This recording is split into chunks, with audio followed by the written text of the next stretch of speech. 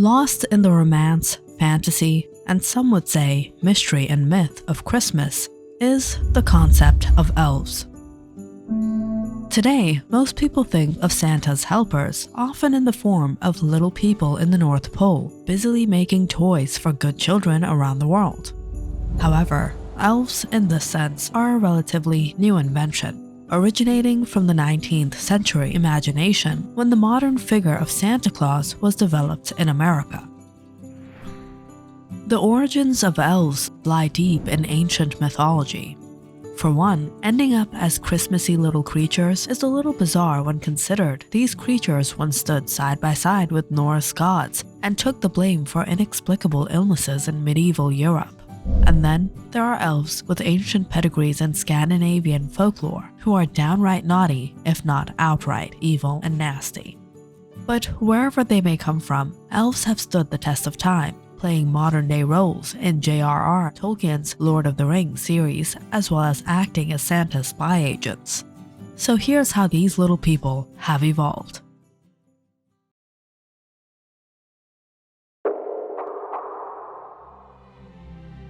Before the influence of St. Nicholas in Sweden, gift-giving was the job of the Yule goat.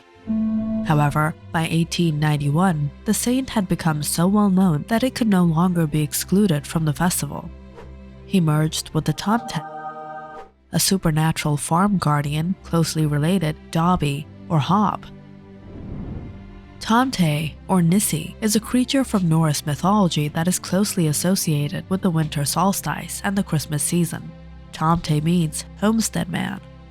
It is generally described as a small man about 3 feet tall, with a long white beard and wearing a red or other light-colored conical or knitted cap.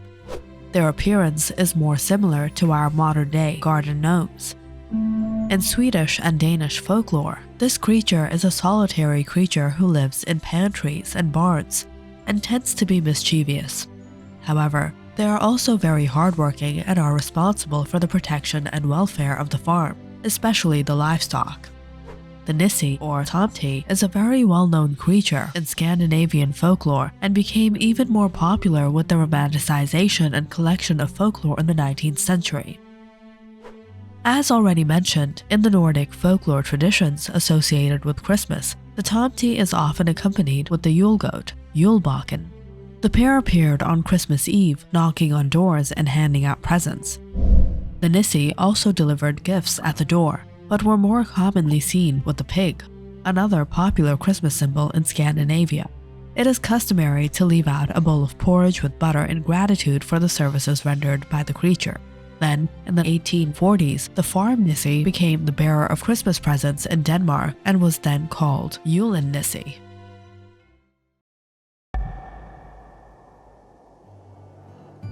In 1881, a Swedish magazine published Victor Rydberg's poem, Tomten, with illustrations by Jenny Nystrom.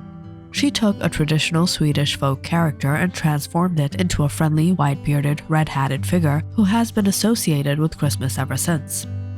Shortly after, apparently under the influence of the emerging tradition of Santa Claus and the new Danish tradition, a variant of Nisse Tomte called Jultomte in Sweden and Nisse in Norway began handing out Christmas presents in these countries and took over the position from the traditional Julebakken rule.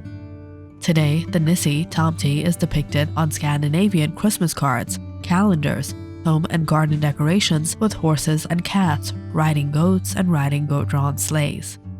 Julenisse now come in adult sizes instead of children's sizes, as was in the old tradition. Another myth involved in the formation of the legend of Santa Claus's little helper appears to have originated from Santa Claus's German companions, including young Rupert. The idea of a child's assistant merged with the idea of a fairy who gives gifts to make our current idea come true.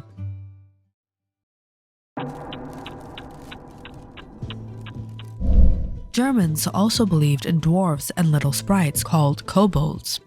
Scots had house spirits called brownies. Medieval Europeans saw elves as dark and dangerous and linked them to demons.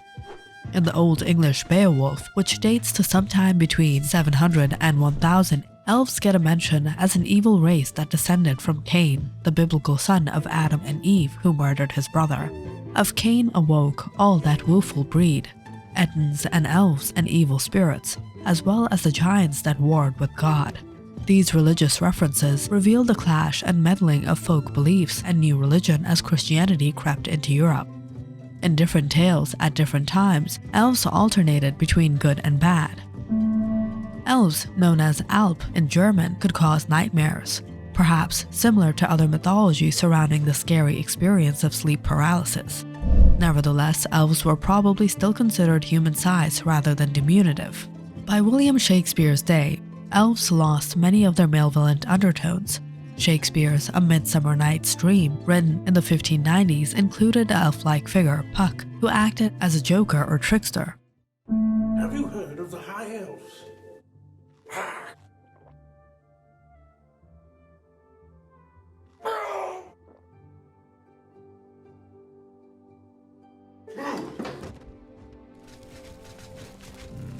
Body's still warm.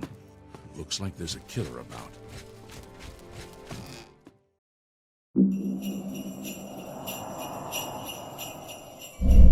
Much as the modern Thanksgiving menu dates back to the 1800s, so too does modern US Christmas traditions. Elves became linked with Santa Claus in the 1823 poem A Visit from St. Nicholas, better known today as The Night Before Christmas. The poem refers to Santa Claus as a jolly old elf. The idea caught on, and in 1922, famed artist Norman Rockwell released a painting of an exhausted Santa surrounded by tiny, industrious elves trying to get a dollhouse finished in time for Christmas. A 1932 short movie by Disney called Santa's Workshop showed bearded, blue-clad elves singing, prepping Santa's sleigh, brushing reindeer teeth, and helping Santa with the naughty nice list. Molly seems to be okay. She eats her spinach every day. An elf rhymes before nixing another child's ambition list because he doesn't wash behind his ears. The modern era has brought non-conformist elves to the forefront, first in the form of Hermie the Misfit Elf in 1964's now-classic TV special, Rudolph the Red-Nosed Reindeer. Hermie doesn't like to make toys! Herbie doesn't like to make toys. Herbie doesn't like to make toys. Herbie doesn't like to make toys. In 2003, the comedy Elf starred Will Ferrell as a human brought up by Santa's elves who must travel to New York City to find his biological family. I'm a cotton-headed ninny-muggins. The latest in elf innovation, the Elf on the Shelf, gives elves a duty they've never had before, not just making toys, but also serving as Santa's informants. In some ways, however, the Elf on the Shelf's arguable creepiness gets back to Christmas roots. In Iceland, children don't await Santa Claus, they wait for 13 Yule lads who leave gifts in their shoes. Nor do they traditionally fear a lump of coal as a consequence of bad behavior. In Icelandic lore, the horrifying ogress Gryla eats up naughty children.